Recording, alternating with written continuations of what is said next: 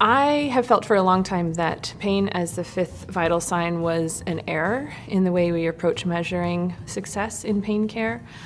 There was even a very large reflective study done by the Veterans Health Administration demonstrating that after years of implementation, there was no improvement in healthcare scores.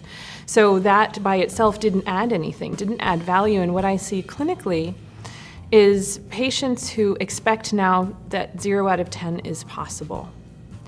And pain is such a natural experience. It's a human experience. It's a protective response. It's a necessary sensory experience. And if we don't have pain, we would have much bigger troubles than we do, even though we have such a large degree of suffering because of pain, persistent pain in particular.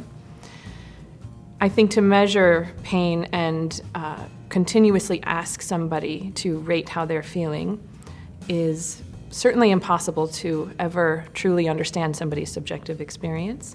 And to reduce it to a number doesn't remotely access what that person might be experiencing.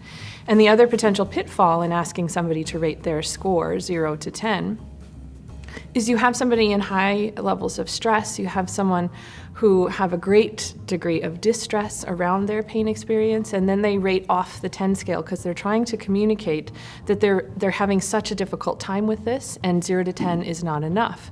And unfortunately, those people then are stigmatized into a category of folks who can't possibly feel more than the scale allows, so they must be exaggerating something, and they're not taken seriously. And I have had multiple people in various disciplines argue with me about this, quite frankly, and to the extent where people suffering with pain who report their pain as 15 out of 10 are considered to be mental, is the term that was used.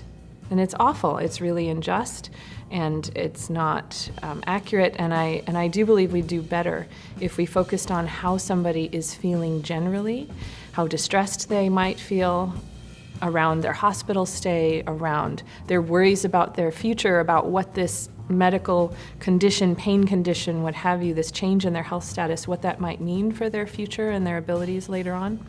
And if we just focused on that instead of trying to put a number on a very specific sensory experience, we'd probably see some shifts.